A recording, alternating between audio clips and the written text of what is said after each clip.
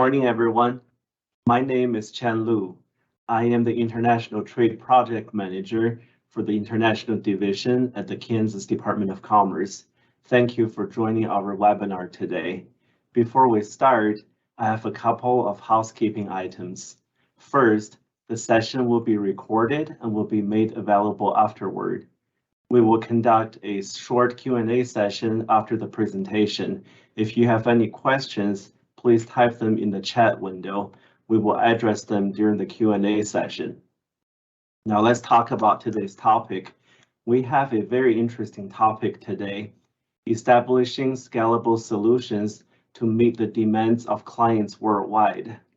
Now, as many of you know, about 95% of the world's consumers live outside of the US. You have probably heard that phrase multiple times. Some of you are probably very excited, and some of you are probably questioning what's the true purchasing power of that group. Now, as of yesterday, November 15th, 2020, the world population has reached 8 billion. 1% of 8 billion is 80 million. Trust me, my math is okay. As long as 1% of the world's population can afford your product, you have 80 million potential customers. Our speaker from the Kansas Manufacturing Solutions will shed some light on how to establish solutions to meet the global client's demand today. We have two fantastic speakers today, Ms. Tiffany Stovall and Mr. Nick Lydon. Tiffany Stovall is the CEO of Kansas Manufacturing Solutions. She joined the organization in 2020. Since day one, Tiffany has been advocating for Kansas manufacturers. She has developed partnership relationships with key local and state organizations with the goal of ensuring that manufacturers' issues are heard at the level where decisions to support the industry can be made. Most importantly, she believes that Kansas manufacturers has a tremendous opportunity for growth. Ingram's magazine identified Tiffany as one of the 50 Kansans you should know in 2022. I noticed that we have a couple of audience from the Missouri side. Welcome today. And I want to let you know Tiffany is a proud graduate of the University of Missouri. She's happy to cheer for college and university teams on both sides. Now, presenting with Tiffany today is Mr. Nick Lydon. Nick serves as the Director of Continuous Improvement at Kansas Manufacturing Solutions. He has a decade worth of continuous improvement consulting experience working with small and medium-sized businesses up to Fortune 100 companies throughout the United States. Over the last decade, he has worked in numerous manufacturing environments, including defense, packaging goods, equipment manufacturers, meat processing, and other food processing facilities. Nick holds a bachelor's degree in marketing and an MBA from Northwest Missouri State University. He has a certification as a Lean Six Sigma Black Belt Master, Change Management Specialist, Kaizen Facilitators, Total Productivity Maintenance, and Continuous Improvement Manager. Most importantly, I think the Ingram magazine missed it. I think he's the 51st Kansan you should know in 2022. Now, without further ado, Tiffany and Nick. Thank you, Lou. It is a pleasure to be with you all here this morning and have a chance to talk a little bit about scalable solutions. Many of you are already exporting. Some of you are looking for ways to grow your business and perhaps do more exporting or even get into it for the first time. So if you're not familiar with KMS, it's my pleasure to introduce not just myself, but our organization to you and show you a little bit about what we do.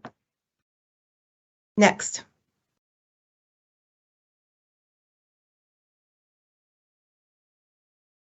So Kansas Manufacturing Solutions, we are part of the National Institute of Standards and Technology Manufacturing Extension Partnership.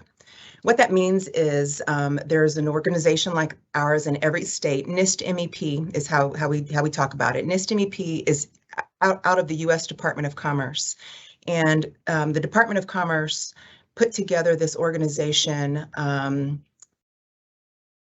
back in the late 80s, early 90s. It was established with a piece of legislation to help encourage manufacturing in the United States. Specifically at that time, it was around small to medium-sized manufacturers, to help manufacturers be competitive, to help them grow. We talk a lot about bringing manufacturing back to the United States and what that may mean. Well, our group, NIST MEP, was put together to not only bring manufacturing back to the United States, but to actually help manufacturers in the United States grow, be competitive, scale their businesses to the place where we could bring back manufacturing, and in some cases be innovative and grow innovation so that manufacturing doesn't have to go overseas in the first place. Being a part of this national network, we here in Kansas are bound by state lines, but because there's one of us in every state plus Puerto Rico, we've got 50 other centers that we can lean on for expertise and knowledge and best practice sharing. So working with one of us, you get the strength of the national network behind us, as well as the strength of working with the NIST federal labs. And if you're not familiar with the NIST federal labs, there's all sort of expertise there, anything from plastics and polymers to robotics and automation. And there we've got researchers and scientists working really deeply at NIST to uncover new methodologies and learn new innovations that then can be shared with manufacturers to help commercialize across the, to commercialize. Next, please.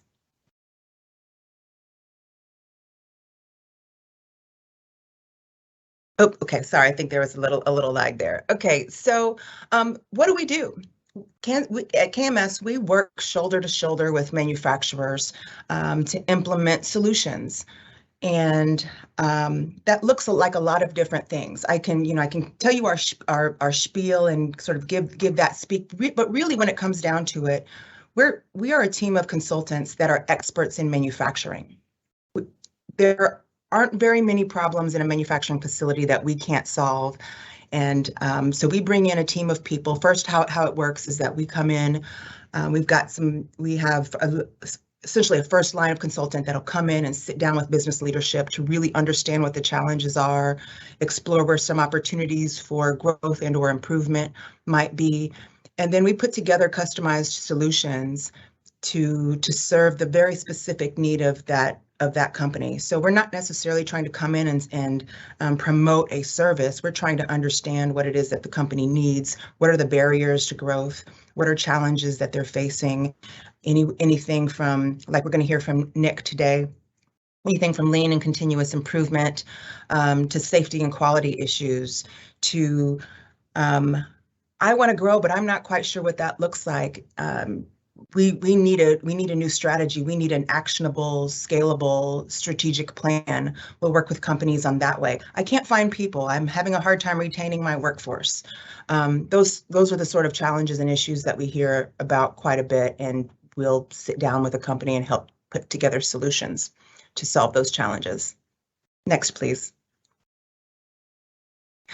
One of the things that is really unique about our organization, KMS and the NIST MEP National Network, is that we are responsible for the results of our work. So there is a third-party survey that all of our customers fill out to really validate the work that we're done. We don't touch the survey, it goes straight to client, and we're held accountable at the state level as well as the national level. Our legislators hold us accountable to the federal investment.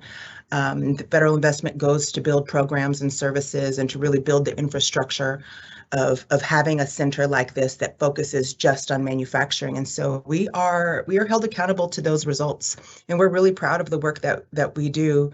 I would say we're in the top 10% of centers across the country, which we're really proud of. But even here in the Midwest, so for those of you that are in Missouri, we have a peer center it's Missouri Enterprise. If you're interested in learning more about Missouri Enterprise, which they do they do very similar work to what we do, let us know and we can make sure that we connect you with somebody over there.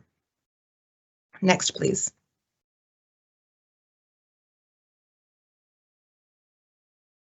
Okay, so let's get into some meat here. So if you are a company that where your goals are entering new markets, growth, establishing multiple domestic and international entities and growing your profits, then one of the things that you're probably considering, or if you're not, you should be considering, is scalability.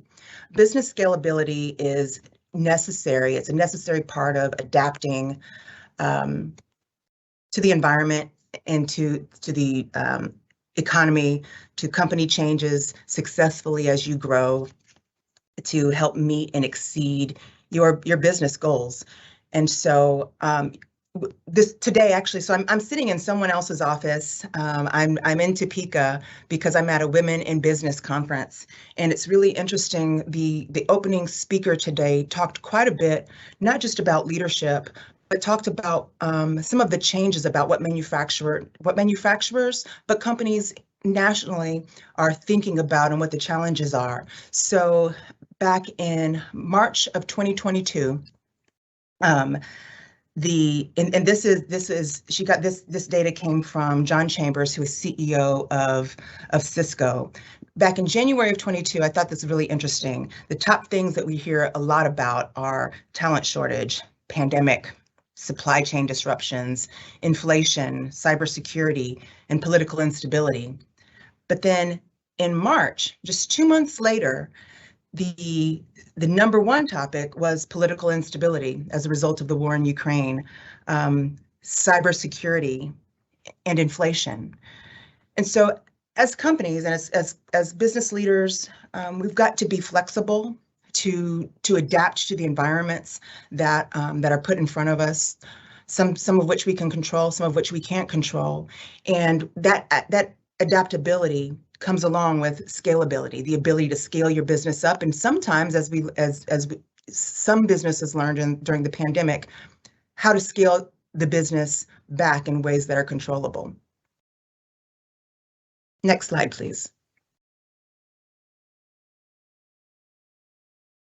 And the fact of the matter is, manufacturers are facing limited resources. You know, you heard one of the things I just talked about are the supply chain disruptions. And so there's those kinds of limited resources. There's the limited resources of people, right? We hear that a lot as well in terms of the challenges that businesses are facing. I can't find people, and I can't get my supplies. So manufacturers face these challenges along with many others. And frankly, one of the most negatively impactful challenges to a business are these limited resources. People are, and they'll continue to be, a concern. According to the 2021 Kansas Manufacturing Industry Survey that we conduct annually, 90% of manufacturers indicated that they were concerned about the lack of available workforce.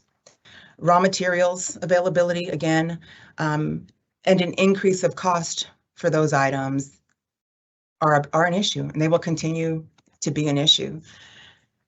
And so really what we're left with is a sense of urgency that leads us to adapt or to die.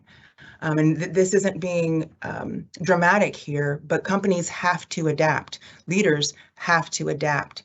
And, you know, as manufacturers have realized that these limited resource, these challenges around limited resources aren't going away anytime soon, they have to shift how they operate, especially when it comes to managing expansion opportunities and managing those growth opportunities.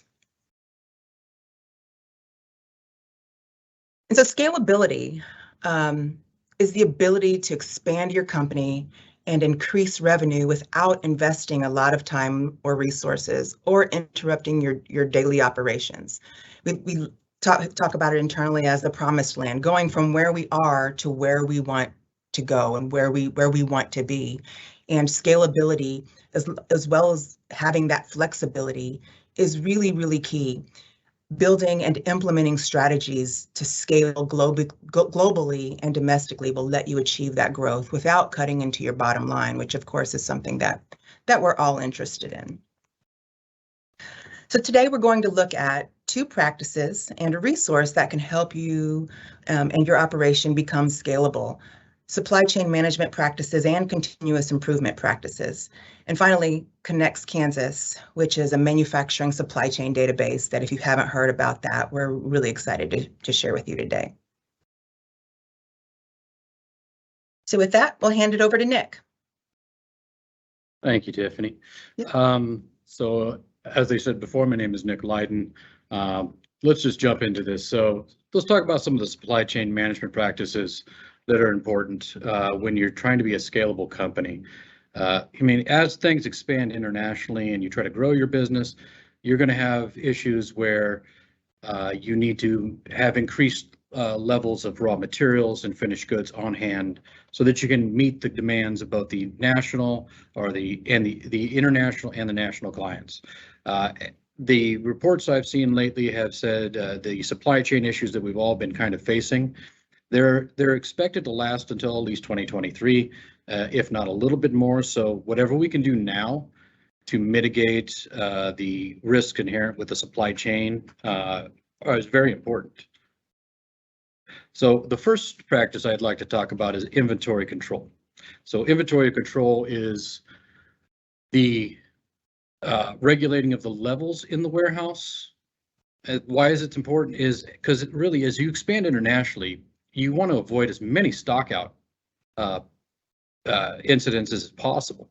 If you can't reach your international clients with the supplies you need, or can't finish goods and reach your international clients, then you're going to lose your international clients and all the money you spent trying to expand internationally. Most companies, as far as regulating and controlling and checking their warehouse, only do it about once a year. That's the classic inventory shutdown, right? The end of the year where we take all the labor we have and we say, okay, everybody's going home for 2 days and we're going to count everything in our warehouses and kind of see where we're at. The biggest thing with that is if you allow variation to happen early on after the last inventory, from what you think you have to what you actually have, it can grow substantially over time. That's why I recommend everybody switches to cycle counting. So cycle counting is basically taking your large inventory, breaking it into small chunks and inventorying a few items every week. Basically, I take a mass inventory and I break it up by 50, because I think 50 weeks a year, and say, okay, here's how many we're going to do this week, and we're only going to count these items, and we're going to verify that the inventory is correct on them, and then we're going to move to the next one and the next one. If you have more inventory than that, you may, break it up and use a couple people. The idea is you can get through it and decrease those variations and inaccuracies extremely fast. It prevents you from having mass variations that create stockouts later on in your production process. I mean, I think we've all been at places or gone to places where like, I think we have that on hand instead of I know we have that on hand.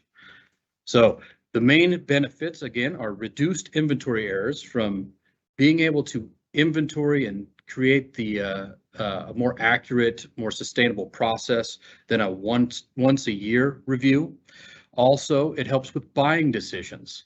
Now, we wouldn't think about understanding what you have as the buying decisions, but if you're only purchasing what you need to fill what you need, then you're sinking less cost into those materials, and you're able to keep that for this international shipping and the expanded transportation costs that you're going to have for sending things internationally. It also saves resources and time. If you think about it, you shut down for 2 days to inventory a whole plant or more. I mean, larger you are, the more shutdown you'll have. All the people you had working, the potential capacity losses, and the overhead of running all the lights as well as all the heating and everything else so that somebody can come in and just count. Those are all resources and time. So let's move on to another thing. It's called inventory management. So inventory Control is about controlling warehouse and regulating the volumes and counts in the warehouse. Inventory management is replenishing inventory based off of forecasting. So basically when to order, how much to order, and whom to order from. The idea with having a good inventory management program is you can minimize your inventory levels by the seasonal variations if you understand the forecast, and therefore you can have, again, less holding of materials and a better holding of finished goods needed, understanding of what needs to be sent worldwide, and a better, clear understanding of lead times, because you're adjusting to the seasonality of the various items you produce and the various goods you need to produce those items. Also, when you have a good inventory management program, you can set economic order quantities, which are they're calculated quantities of the actual inventory needs for a specific forecasted period of time, and what is the economic or least costly way to get those items, and what volume, and do I have space for them? So all of that is repped up in the economic order quantities calculations. Now, you're thinking to yourself, what can I use to understand if I'm doing good inventory management at this time? One thing is an inventory turnover ratio. If you look at how often you have turns on your actual inventory, both finished goods and raw materials, and there is a steady pace with little variation, that ratio is consistent, then you actually have very good inventory management program. If you don't, then there's possibly some room to improve, reduce some of that holding costs that you associate with extra inventory, look at some economic order quantities, maybe set reorder points at a different level that make a little more sense, adjust lead times so that you don't have excess crossover of inventory, and improve the overall process. All of that leads into the MRP systems. So most companies have an MRP system. If they don't, they have one they're working on getting, or they have something in place. But a good MRP system, a scalable, flexible MRP system, if you plan to go international, is extremely important. You need to be able to adjust to international transportation costs and have that built into some of the pricing. You need to adjust to the lead time variations between, say, getting a product from here to Europe and here to Asia. Those are slightly different delivery times, even though they're very similar distances. You'll have to understand the taxation variations, like there's the VAC in Europe, VAT, value-added tax on almost everything, except for, and they are very specific on those. So having an MRP system allows you to have some of that information built in. It also allows you to scale the information flow and the processes to match what you need. So it basically gives you better forecasting, more accurate demand control, and less order waste from actually ordering the existing and the materials you need instead of the materials you want, which is very important to understand. It's nice to get deals, but if you're sinking a lot of cost into them, in the end, do they become deals if you do those type of orders more regularly than before? So an MRP system, ERP system will allow you to understand that, create reports, and visualize what is actually going on in your material flow. So as that moves on, we go on to the continuous improvement methodologies that are practices that you can put in place. I mean, it's great and all to reduce and understand your material flow and your finished good demand and kind of set those limits, those reorder points, have a better, clearer forecast. But ultimately, what you all want to do is create the same product with less materials and less people. That's the goal. It's always create more with the same or more with less. That's how you make money. That's how you keep a business going. So in continuous improvement, we focus on removal of waste, the elimination of excess steps, and also something that nobody thinks about is how do you retain those high-valued skilled employees we'll go over some of that as we go through the slides. So first one we'll talk about is scrap reduction. Every company creates defects. I mean, even Motorola, which was Six Sigma forefront, had 3 out of a million errors. So they had 3 errors in something a million items they produced. There's still defects. Everybody wants to reach perfection, but they know that they have to continually just work on it because perfection is unattainable, but our goal is to be as perfect as possible with everything we produce. So one thing we look at when we do scrap reduction is taking the mistake proofing methodology or poka-yoke and figuring out what caused the variation, the defect, the problem, and how do we eliminate it? Are there there's automatic methods, which those are the type that prevent an error from happening. And there's a reporting style, or when an error occurs, they actually flag you and say, hey, something went wrong, come take a look and fix me, so that no more occur. So we would apply variation of these steps in. Now, why is that important? You're asking yourself is, if you don't make as many defects, then you're actually making more goods with the same amount of products, and you don't have to think about holding that extra a bit of raw material to make those finished goods. Now you've reduced your need for raw materials, plus you're making more product, which means now you can reach demand of both the national and international clients much easier. So next one, which that leads into material utilization. How are you using it? How have you reduced the defects? If you haven't reduced the defects, and if say you're cutting a sheet of steel, how are you laying the sheet of steel out to use it the most efficient way so that you minimize the amount of scrap? There are always ways to calculate that, formulate that, and help you guys understand how to build that. The main thing about material utilization is once you've reduced scrap, reduce the material and minimize the scrap in the rework, you see on the bottom line, it says bright red, it'll maximize your bottom line. Increasing the profit through better material utilization means you're getting the same out or more out with the same amount of materials or less, and you're producing more goods. So even if we do have supply chain disruptions, you're scalable. You're able to move and react and be flexible along that path to actually increase your profits during a time when others are having lean issues and not able to be as scalable or flexible. So as I was saying earlier, labor. It's a surprising thing that I put labor in here and continuous improvement, but labor, so standard work instructions, nobody, this is a thing with people need to understand. Standard work instructions are specifically written for operators on how to do the job correctly the first time. Again, I'm focusing on defect reduction and scrap reduction. So how do I do it right the first time? How do I make it right the first time? How do I remove variation? So I have a highly repeatable approach to high quality products, right? It also has an effect of expediting onboarding.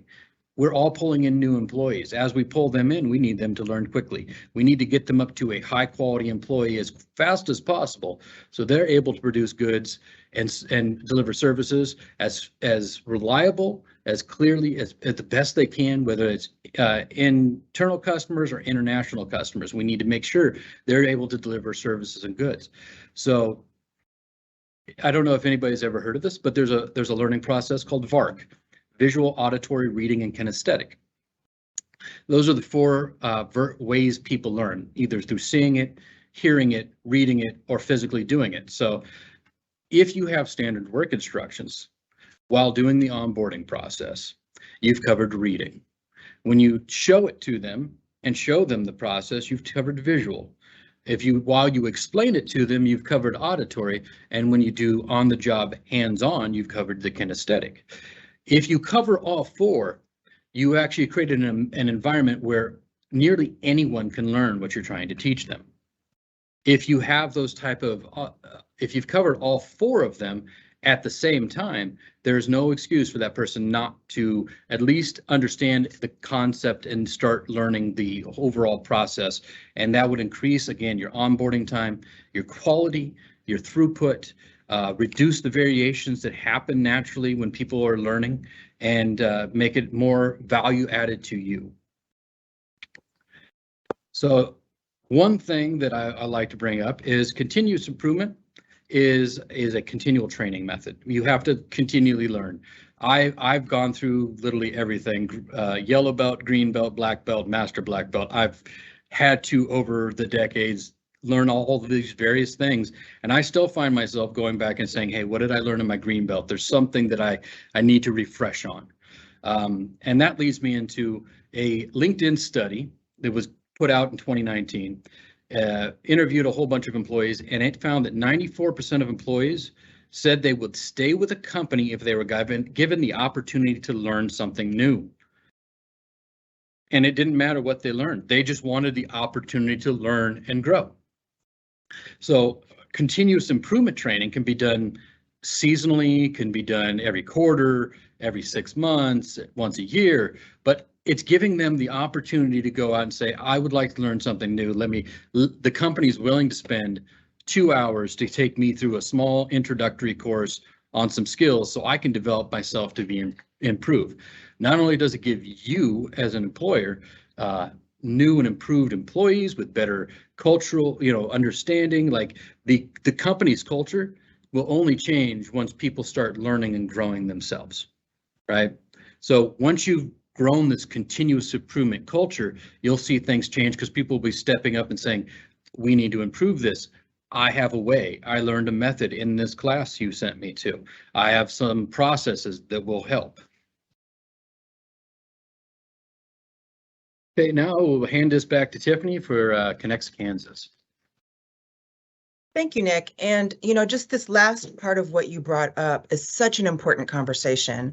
We hear a lot about the Great Resignation, right? There's a lot in the news and a lot of discussions and articles about quiet quitting, and then going back to this idea that some of our biggest challenges are these, of course, the supply chain disruptions, which we've talked about a little bit, and we'll address again too with Connects, but then the people issue, right? And so what Nick was just talking about in terms of people wanting to feel valued, they do. People want a sense of purpose in their work. They want to have meaningful moments at work, not just transactions, but they want, of course, we it's called work for a reason, but they want not just pay and benefits and perks, but they also want to feel valued by their organizations and their managers. We hear a lot that people don't quit their jobs, they quit their bosses. And so I think this is a really important discussion as we continue this discussion around attracting and retaining a talent pool, because once you spend that time and money, let's face it, it's not cheap to replace talent. That how can we keep people connected to our organizations? It's not something that we do once and it's done. It's something that needs to continue to be done by. And really this, what Nick is pointing out about this ongoing training, what it does to staff, making them feel valued, because now they have more to offer. They're learning, but they also now have more to offer the company. So these opportunities should not be overlooked. Thank you, Nick. Really appreciate your presentation. And I'm sorry if you guys hear some background here. The office that I'm in, they're doing some construction right next door. So sorry about that if it is distracting. Okay, Connects Kansas. What can I say? During the pandemic, we learned so much when suddenly we couldn't get things like toilet paper and sanitizers, and there were shortages. We couldn't, we saw pictures on the news and in social media of these barges sitting in the ports waiting to deliver our stuff. We really nationally felt the importance of these manufacturing supply chains. It really hits home when you can't get your stuff, as not just companies. When we're talking about it in this business sense, which we all talk about these kinds of things all of the time, but when the general public felt the pain of it, it certainly elevated the conversation. And so here in Kansas, we tried so many different things. There was a time early in the pandemic when all of our staff essentially dropped everything else that they were doing, and we were doing nothing but calling manufacturers here in Kansas, trying to understand what the capabilities are, not only what their currently doing, but what could they do? Could they shift? What are your future capabilities if we need more of, if we need more sanitizer, what manufacturers could we get up to speed quickly? And we weren't the only state going through that. They were going through that across the country. Every state, every MEP like ours, there's this idea that there's got to be a database somewhere that just tells who all the manufacturers are.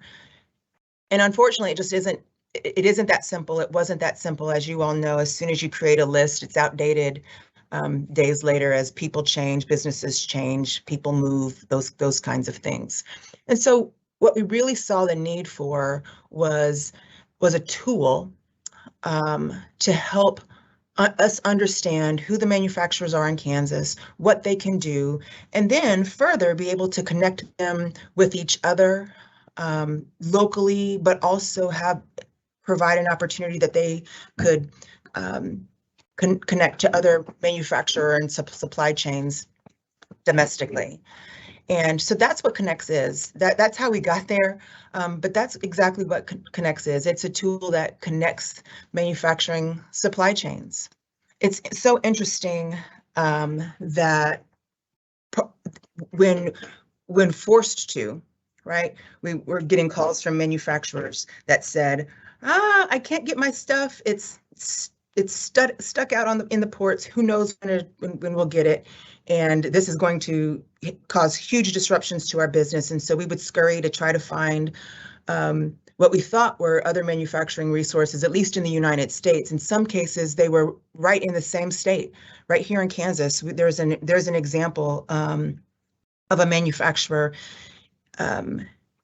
in Southeast Kansas who was sourcing supplies from overseas. They always kind of thought that's got to be the cheapest, best way to do it.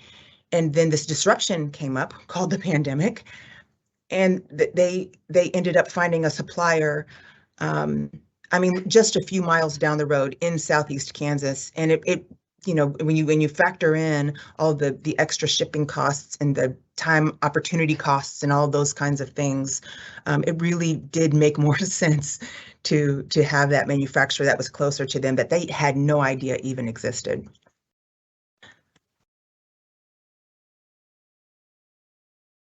So Connects Kansas is a lot like LinkedIn. Manufacturers have to go in there, or they go in there and they create a profile.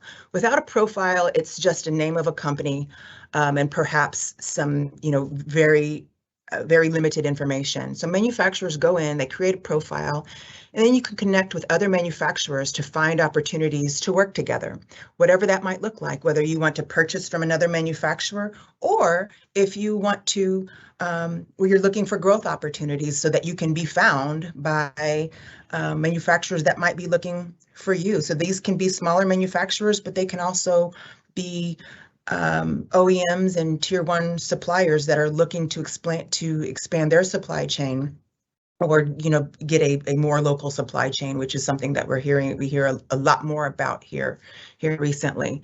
So we use the terms find and be found. You can find each other, and you can also be found by other manufacturers that may be looking for you. So this is really can be a powerful tool for companies that are looking to expand their businesses.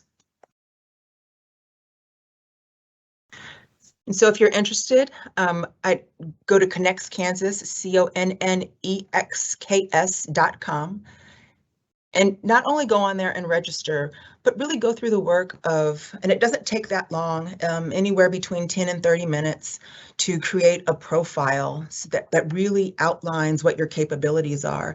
Where that's really helpful is when we have manufacturers, and this absolutely does happen, particularly from larger manufacturers that are looking for companies in Kansas that can do a certain thing, make a certain product, have certain capabilities. Even on a database and on a list somewhere, we don't have all of that ability. So the more robust a manufacturer creates their profile, the more likely they are to get opportunities out of this tool.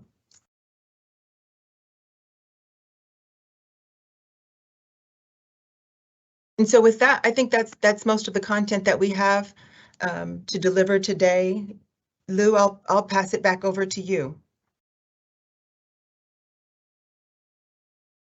All right, thank you, Tiffany and Nick. That was very informative and very educational as well.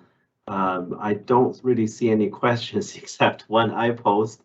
So I'm going to start there with Connect Kansas. Is there a fee associated? Do we, this company, to pay a fee to be listed? Great question, Lou. No, there is absolutely no cost to participate in Connects Kansas. KMS, we've taken all of the cost of that on ourselves, and so we pay all the costs for that. So it's absolutely no charge to manufacturers to join and to engage in the tool. So again, I would really encourage manufacturers to go on there, create a profile, poke around, and know that, again, this tool gets better the more companies that we have that engage with it. Now, if I'm a company, once I create a profile and list it myself, can I go back in to update my contact info, or is that something you would do on your end? No, absolutely. Once a company goes in and creates a profile, they can go back. You can go back in as much as you want to. So it's anything from several times a day to daily, weekly, monthly, whatever that looks like. And again, I would encourage that ongoing engagement in there, because without the engagement, it's just a tool. It's just a framework. So it again becomes real. I can't stress this enough. This tool becomes powerful the more that we use it. Okay, thank you. And again, I encourage everybody to post your question. It's not very often we have two very dynamic speakers in our webinars. So I'll continue asking my questions. Now, this is the manufacturer's form. Now, if I'm a service provider, can I add myself to the database if I'm not in the manufacturing industry? And Phil, you might want to pop up on this, but at this point, no. So this is just for manufacturers to find each other and be found. For service providers, there's other ways that they can engage with manufacturers. We really, just like with our manufacturing networks, we really want to make sure that that the tool is kept as useful for manufacturers as possible. And what we have learned through having, for instance, Kansas City Manufacturing Network and Central Kansas Manufacturing Network, where it's run for manufacturers by manufacturers, and they give us the feedback all the time that says, I want to make sure that there's not too many service providers that come to the meetings and engage with me, because I want to learn from other manufacturers. I want to hear from other manufacturers. And so same thing with this tool. We help try to keep it clean and clear. That doesn't mean service providers will never be on there. We just try to make it as clean and clear as possible so that manufacturers aren't inundated with requests or emails or whatever that might look like from service providers, which absolutely provide a value.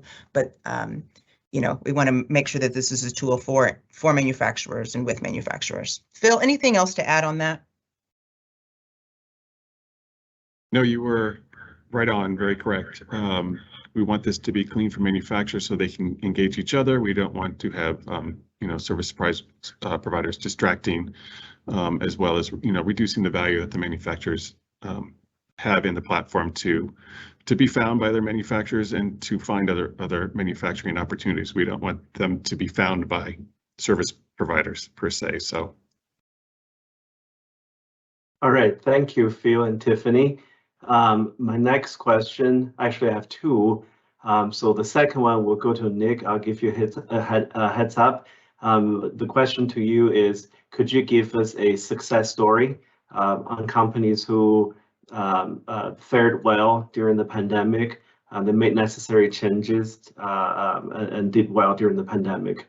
And then the first question I have is, Does the Kansas Manufacturing Solution offer any grant opportunities or financial aid opportunities to manufacturers on the Kansas side?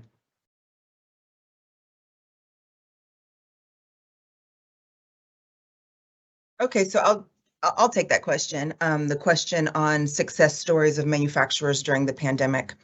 Actually, we have so many success stories.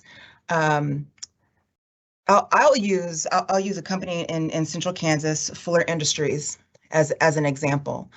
If you've all heard of Fuller, you may recognize them as from the Fuller Brush Man. Maybe you remember the Fuller Brush Man. But so Fuller Brush makes brushes, brooms. They also have a part of their business that makes cleaners and chemicals. And they recognized that early on in the pandemic as an opportunity to expand that line, expand those chemicals and sanitizer lines in ways that could be helpful to not just companies, but individuals during the pandemic. So they grew their business exponentially during the pandemic, which meant they had to make new investments in equipment, but they saw what the opportunity could be. And it was really successful for them. We were working with Fuller on actually a strategic business plan right prior to the pandemic, and we were helping them with implementation of that plan as the pandemic hit. And so what we were able to do is go in with them and help them shift their strategy, shift that business plan to include quickly scaling up their business and scaling up new lines and creating in some cases new products and new lines to meet the growing need, which we all remember what that time was. We were uncertain in May, June of 2020 how long this was going to be. I think some of us thought, we'll get through the end of the summer and this thing might be over. But as time went on, we saw that this wasn't something that was going to go away quickly. So that's an example of a business that we were able to help them shift very, very quickly. I'm talking days and weeks instead of what usually would take months, years, to be able to fill needs of new customers and to go out and find those new customers. So that was a really great success story that resulted in doubling their sales, if not more, double, triple their sales that year in what during a time where they thought they were going to have to be laying off people and getting rid of people and scaling back on some of their lines. So interesting that one company who they sanitizers weren't a big part of their business, and a month 6 weeks into the pandemic, they're putting sanitizer on rail cars worth of sanitizer that they're shipping down to Disney World and to Florida, to the theme parks. So that's a story that sticks out. There's another one with Mid-State Aerospace. They do supplies and parts for airplanes. Again, they were facing layoffs by the time fall came around. We worked with them again on this sort of strategic thinking and planning for their business, which helped them not only expand their business and get into new markets and find new customers and using the same products going into new customers, which then helped save jobs. They were going to have to shut down for at least a month, if not longer. And not only did they end up not having to shut their business down, but they also increased profit during that time. Thank you, Tiffany. Any comment on the grant opportunity and financial aid opportunities? Yes. So there are times where we're able to put together programs and partnerships that are, I'll call it more special pricing. So we're not a grant shop. Even though we're out of NIST MEP, we don't even get enough fund. We're not necessarily fully funded. So that the way our organization was built nationally is as a three-legged stool, that there is some federal investment that is matched by some state investment, whatever that partner might be, which is also matched by client fees. When this program was built in the, again, late 80s, early 90s, there was a strong push from our legislators and from Congress, and which still continues to this day, that the work that we do is validated through client fees. So we don't offer free services. We weren't built that way, and we still don't necessarily operate that way. But there are times that we're able to help offset the cost of services through special programs that we put together. We will help companies find grant resources. But from, just from the standard, do we offer grants? We don't. We're just not built that way. But we do help companies with, when we know of opportunities, we are certainly willing to help them connect to, and sometimes even apply for particular funding opportunities where it may make sense. But I will also say that, this idea, I talked earlier in the presentation about how we are measured by a third party.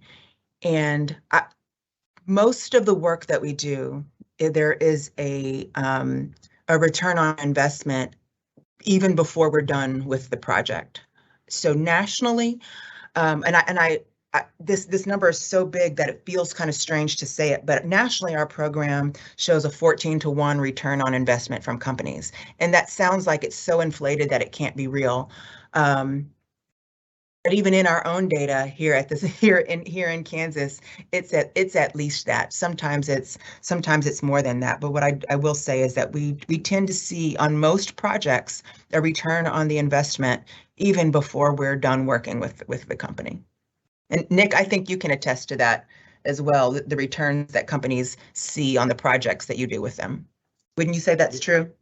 Yeah, there's substantial returns on investments. Our fees are comparable to many other consulting companies, minimized.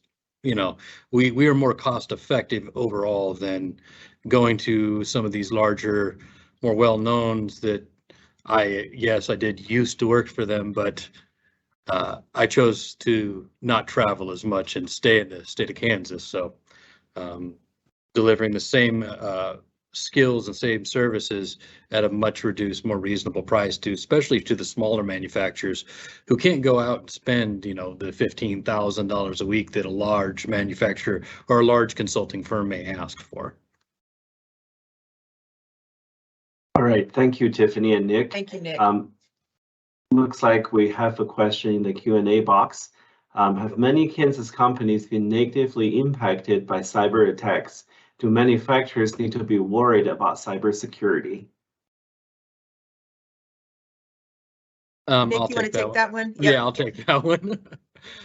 So yes, definitely. We should always be worried about cybersecurity. There are requirements coming out for the DoD that require anyone who has any type of a direct supply to government that they must have CMMC level security, which is a new criteria that was brought out. It will be built into all the contracts from the DoD and from the government as well. So that is a security level you must look into. The primary way that people are hacked anymore has become phishing, which I don't know if you know what phishing is. It's where you get an email and it's called spamming, where you get an email and you click a link and all of a sudden you've downloaded a virus and now they have control of your system. The other way is internal, which is why there's a lot of practices that require you to lock up and make USB plugs unusable on computers, because a lot of the time hacking actually happens when an internal employee is being malicious and plugs a thumb drive into a computer and uploads something they shouldn't have. Whether it's known maliciousness or unknown malicious, it becomes a malicious software on your system and can take control of you. There's always going to be concern. I mean, as you grow internationally, you're also opening yourself up to that your information being sent to different parts of the world, more increased visibility of your actual website. So if you were, say, a industry where you were selling online directly through your website. Now there's links into your own system from all over wherever you're trying to sell.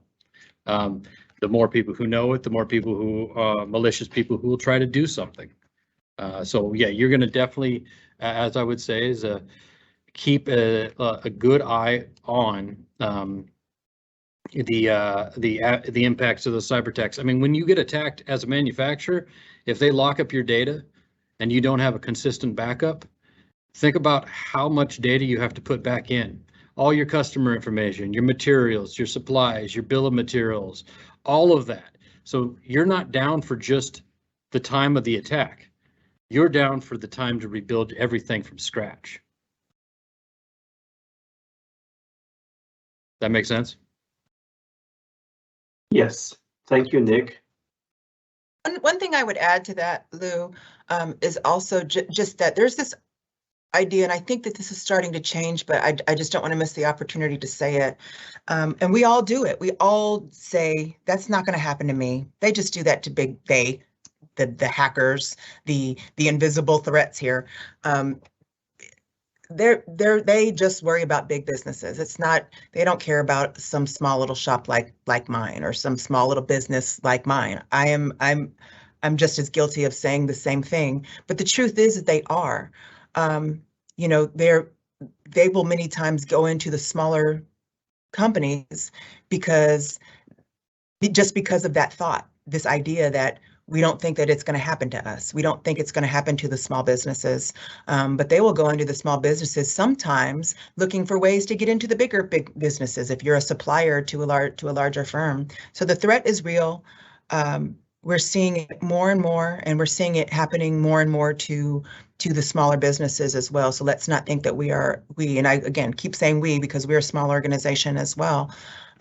Let's not think that we are immune to it because we are a smaller company. Thank you, Tiffany. One last question from me, since you mentioned small businesses. Do you work with startups and entrepreneurs? Typically, a company has to be a little bit further along. So if they're still in the idea phase, which, you know, many times we will get calls from manufacturers or from would-be manufacturers, from companies that, or a person that says, I have an idea about a thing, I need to prototype it, or I want to prototype it, or maybe I even have a prototype and I'm trying to, you know, figure out what to do next.